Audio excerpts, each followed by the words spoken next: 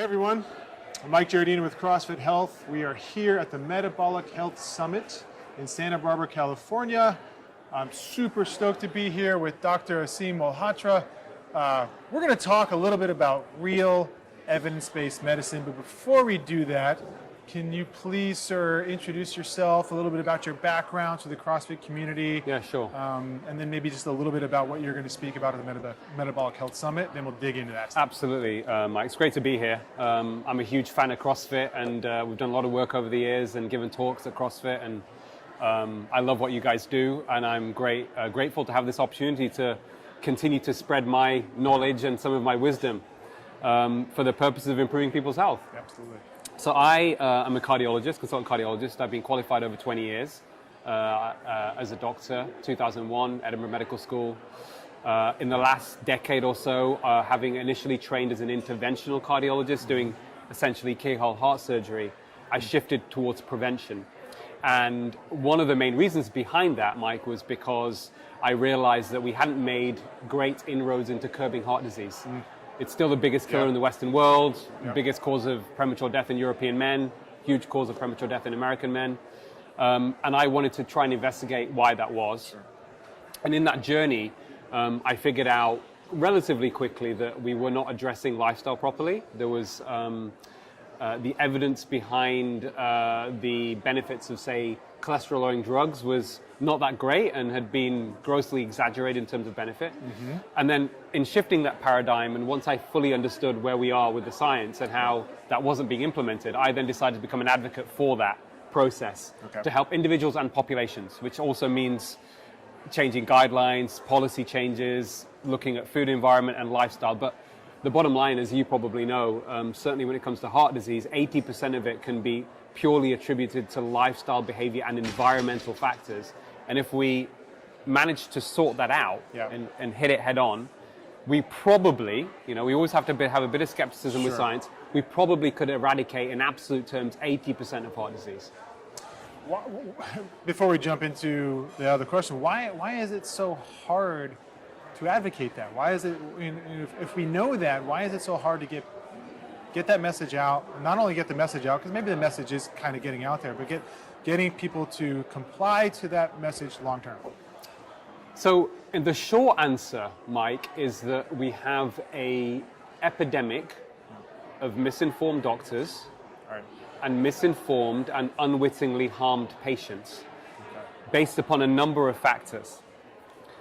Biased funding of research that drives clinical decision making in the consultation room, which is research that's funded because it's likely to be profitable, not beneficial for patients and public health.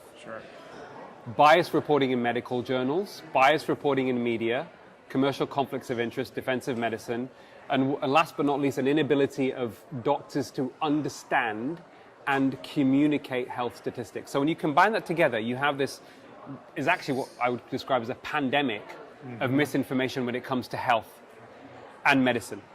And if you look, and it's not, I'm not just saying this is an abstract concept. If you look at what's been going on in the world in the last 2 decades, huge increasing burden of chronic disease, worsening mental health crisis, and I put it on us to some degree as doctors, as stewards of putting patients' interests first. It's on us. I mean, it's on all of us. But as a doctor, I will, I'm giving talks in the next few weeks at various conferences, and I'm going to say, this is our responsibility. And if patients' health is suffering, we have played a role in that. I mean, that's not what we want to be doing, but we've got to think differently. Why is this happening? Now, I think I've sussed it out, and I think the evidence is very clear that when you look at the roots of the problems around how people make decisions on anything they do in their life, especially around the health, it's being influenced by commercial interests that are profiting from giving you the wrong information. 100%. And that leads us to the question that I wanted to ask originally, right? So, real science or real evidence-based medicine, right? So real evidence-based medicine. So that's the problem. And then here's what you are really focusing on. And can you describe what is that? What is real evidence-based medicine? Great question. So there was an analytical framework that was pushed actually as far back as 1996, which is a framework that is designed to for the purposes of teaching medicine and practicing medicine. Okay, and it's actually very elegant and very simple. Okay. Anyone can understand it. So our purpose, one thing that even my late father, who's a doctor, taught me, and I apply this to medicine as well, certainly for doctors, the ultimate purpose of knowledge is to reduce human suffering. Wow. Right? But that knowledge has to be clean, it has to be complete, it has to be honest, it has to be transparent. So coming back to evidence-based medicine, so my role as a doctor is to improve patient outcomes, specifically relieve suffering, manage risks, treat illness. Okay. And there are three components that are important to allow that to happen. So one is the individual doctor's clinical expertise, his experience, his knowledge. The use of best available evidence, which we've already said has been corrupted by commercial influence, right? And then last but not least, Mike, is to take into consideration individual patient preferences and values, which often a lot of doctors don't do unwittingly, right? Because if you're prescribing, say, a diet or a medication that a patient doesn't really want to take, they're not going to be compliant. You're not, adhering to that, and you're missing out on other opportunities of alternatives. So those are the three components. And as I argue when I give these talks, and I've written about this, is that we're not actually adhering to those principles of evidence-based medicine. So real evidence-based medicine makes it a bit more clear, where we talk about the ethical care of the patient. Coming back to basic values, the ethical care of the patient should be the top priority. Okay. And also, we should absolutely make sure that when we are communicating with patients, we're doing it in a way that adheres to the principles of informed consent. Okay. So let's say for a medication, it is telling the patient, not saying you must take this medication or you will die, which often is sometimes what happens in consultation with doctors and patients, but actually breaking it down in a transparent way. So let's just give you an example. I'm somebody that has done a lot of research and work looking at the impact of cholesterol or lack of impact of high cholesterol and heart disease, but also the use of statin drugs, okay, which are one of the most lucrative drugs in the history of medicine. It's $1 trillion industry. Sales revenues from sales of statins are about $1 trillion by last year. Wow. It's a very widely prescribed drug, but most people that are taking statins do not know, and these are people at what we call low risk of heart disease, so they haven't had a heart attack, okay, which is most of the people prescribed statins, which is estimated to be around almost 1 billion people in the world. Wow. So this is a hugely, well-prescribed drug. But the reality is this: most of those patients don't know. This is irrefutable. You can't, this is from industry data. If you have a low risk of heart disease, then the benefit of a statin, taking it religiously every day for 5 years, is around 1% in preventing you having a non-fatal heart attack or stroke without prolonging your life. So this is based upon, so that information, and in the UK and around the world, in the US, people who are proponents of ethical evidence-based medicine, who are non-conflicted scientists, who are pure scientists, say that actually the most ethical way to practice medicine is to communicate data in that way to patients, because it's in a way that they can understand. Sure. And when I give that information to patients, because they come to me saying, "Doc, I've been told to take a statin," I'll calculate their risk and say, "Well, actually, you're in the low risk category. I'm very happy if you take a statin, but you should know the benefit." Most people obviously don't want to take the drug at that point. No. And then there's an option, well, Doc, I'm a bit worried about heart disease in the future. What can I do? Is there anything? Absolutely. Yeah. Let's talk about your diet. What are you eating? How much exercise are you doing? How much sleep are you getting? How stressed are you? And when you look at heart disease, it's very clear most of those factors, when you intervene on them, even people with heart disease, Mike, and I see this in my own practice, and I'm not making claims that aren't evidence-based, you can probably halt, potentially reverse heart disease from intensive specific lifestyle changes. Is it essentially those 4 components you had just said? Is it nutrition, exercise, sleep, stress are the biggest ones? Or yes, those are the biggest ones. But I think one of the things that a lot of people don't fully appreciate, so there's an element of empowering patients, but a lot of things that we do that influence our health are beyond our control, environmentally driven. So we can take, for example, one of the things I talk about is tobacco. So we've done really well in the last 3 to 4 decades in reducing tobacco consumption. You look at the 1960s, 1970s, Mike, half of the adult population was smoking. Crazy. When you look at it from a heart disease perspective, almost half of the reduction in death rates from heart disease happened because of reduction in smoking prevalence, right? So the single biggest intervention that has had the biggest impact on curbing heart disease in the last 4 decades is actually smoke. It's not a drug, it's smoking reduction. Interesting, yeah. Right? Yeah. Now, tobacco consumption has been going on for the better half of the 20th century. And it took 50 years between when the first links, you asked me early on about why we've got all this evidence and data, why is it not being communicated to the public? Well, if we use the example of tobacco, 50 years from when they found links between smoking and lung cancer, legitimate links through scientific studies before the industry was regulated.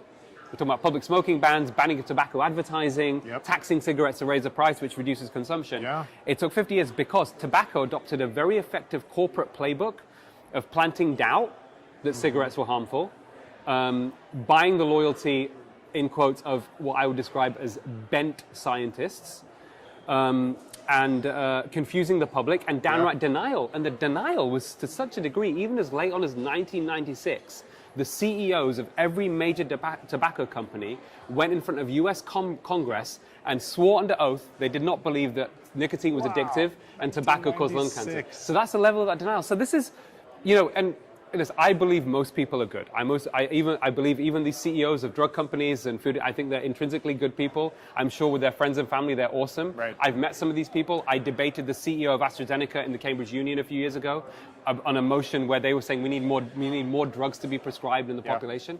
And I met him and we had dinner and he was a lovely guy.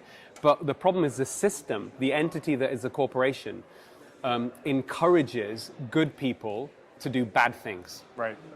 Because legally their responsibility is to produce profit for shareholders. You look at the drug companies, people think that they are trying to produce drugs that are in your best interest. No, their only legal responsibility is to produce profit for their shareholders. And unfortunately, over time, and the evidence is clear on this, their business model is one of fraud. The business model of the pharmaceutical industry is one of fraud. So we can essentially say that some of the pharmaceutical industry, probably the food industry, right? Oh, yeah. Is somewhat replicating what we've already seen in the past in the tobacco industry. Yeah, they've actually, you're absolutely right. The same corporate playbook that tobacco used, you see all these other industries, oil and gas, food industry, pharmaceutical industry, alcohol industry, they use that corporate playbook, which is how do you, there's different ways. So one is that they control the narrative. They lobby politicians for deregulation. They capture the media. So for example, in the US, 80% of the broadcast media is owned by 7 corporations. Now, most public opinion is actually driven by broadcast and print media. Right? So we've got social media, fine, but it's still more influential. So that, if people are only getting one version of the truth, well, you can see how that can be a mess. But I think democratically, I believe in true democracy. I don't think there's societies that we want to live in where people only get one version of the truth. Right.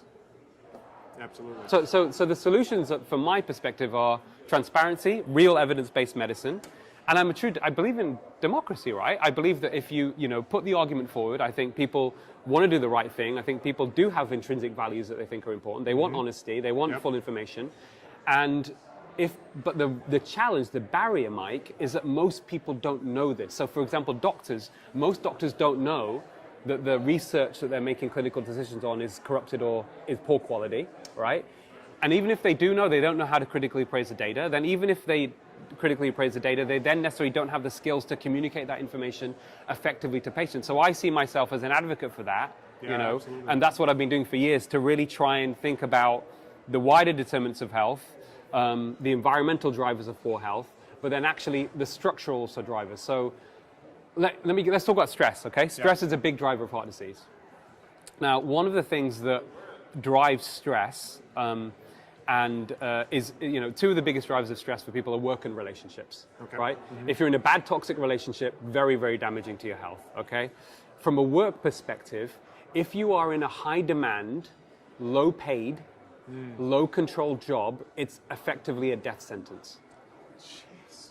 And the science is very strong. So we've seen, for example, data in those people in those sorts of professions, when you measure a factor in the blood called fibrin, which is involved in blood clotting, it's increased significantly. And in terms of our, in the United States, how much of the workforce falls within that category? Well, a huge amount. I don't have the data to hand statistically, but it's a huge amount. It's a huge amount. And And one of the other things that's really interesting is when you look at how a lot of these big corporations operate, they exploit their workers because they put them on the least amount of pay, the production workers. So, and then obviously that affects their health. They do other things, market products that are unhealthy, so negative impact on society, right? And they have so much power. Yeah. So their influence, the way that they are designed and the way that they've got more and more power over time has actually had a very detrimental effect on society.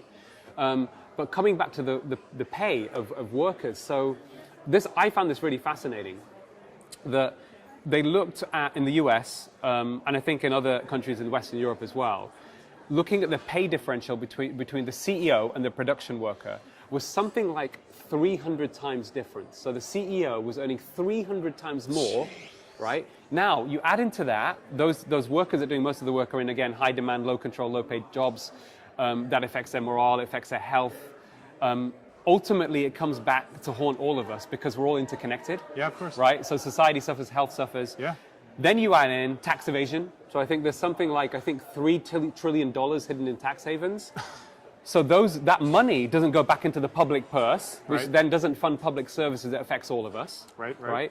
You've then got companies where if you've got a big pay differential, it's very clear from an economic perspective, they're less productive.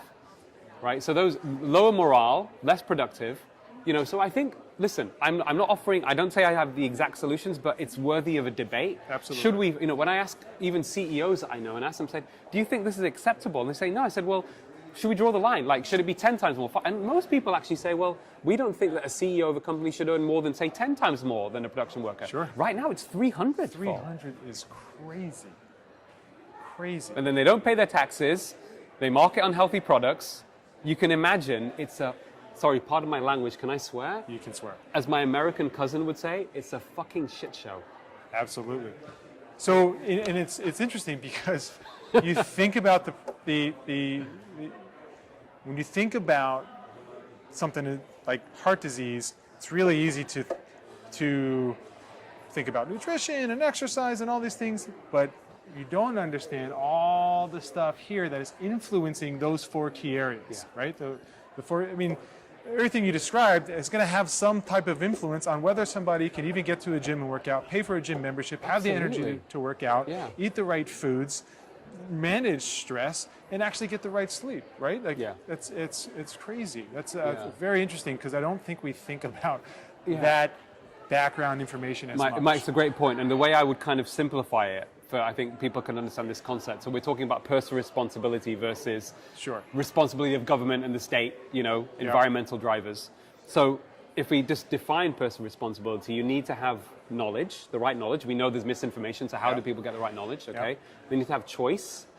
Unfortunately, unhealthy food becomes a default for most people because of the food environment. Right. You need to have access, and it needs to be affordable.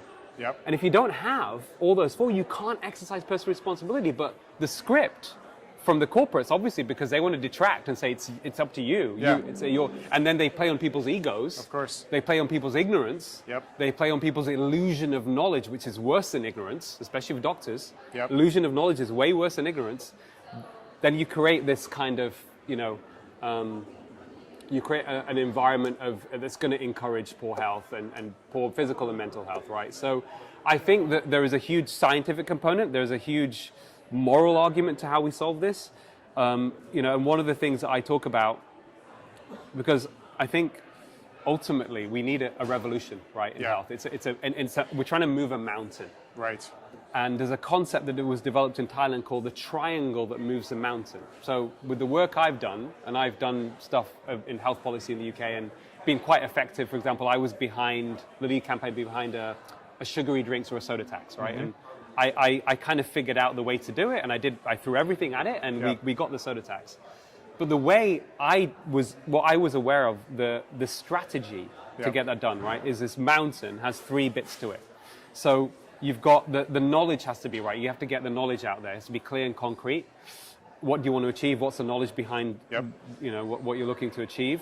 You have the social movement, the grassroots movement. Sure. Okay. And then the political involvement as well, because ultimately politicians have the power to exert laws, to control information, whatever else, transparency, regulate industry. So that if you join those together, you can move the mountain. Sure. Now, the way you do that most effectively, and where I've been lucky and privileged, through my writing, is being able to get my message to millions, tens of millions of people through the mainstream media. And you look back in history, and I have so many, people have their own inspirational figures. For me, it's people like, philosophically, it's people like Socrates, it's like the Buddha. In recent times, it's Mahatma Gandhi, it's Nelson Mandela, it's Martin Luther King. What did they do very effectively? They made the injustices that they saw, that they knew that would resonate with people, because people, I think most people are intrinsically good and want to do the right thing, make the injustice visible. And the platform that you make the injustice visible on that's most effective is mainstream media. But of course, it's challenging, as we talked earlier, if mainstream media is captured by big food and big pharma, I see all these, we won't go into, we're not going to talk about but in general, I see all these, news reports in the US and they say sponsored by Pfizer. It's like, sponsored by Pfizer. All the time. Come on, guys. Wake up. Absolutely. So it's interesting because you have those three parts of the triangle. It doesn't seem like a very easy fix, but it seems like the right step is continuously calling out the problem. Absolutely. And and one thing CrossFit I think has done very well. You've got huge following. Certainly when Greg was a CEO and now it's moved over. DDCs and all that DDCs, stuff. we had some great conversations, got people together, and I think CrossFit has been amazing actually at pushing this because we shouldn't underestimate also the power of social media. Yeah, of course. The mainstream is still going to have the biggest hit, but social media still has a huge impact. Absolutely. And it creates this movement, and it creates more and more pressure that eventually this sort of stuff does get into the mainstream. But we can't be complacent, right? We all have a role to play. We're all citizens. Democracy's original definition, Greek, people power. We have more power than we realize. We just need to utilize it. It's easy to become complacent. It is easy, and there's a great quote that I use in some of my talks from the gay rights activist. I know it's called LGBTQ now, but I hope I'm not being politically incorrect for my American friends. But originally he was gay rights. Harvey Milk. He said, "Rights are only won by those that make their voices heard." Right. That's it. That's awesome. Well, listen, this has been amazing. I think we should do more of these so we can continuously get this message out. I mean, at least through all of our channels. And while you're doing everything that you're doing to get it out on all the other channels, we'd love to help out in any way that we can as we move forward in the future. So let's keep this stuff going. Thank you so much for Mike. That's doing awesome. this with us. It's going to be a team amazing. effort, so this is great.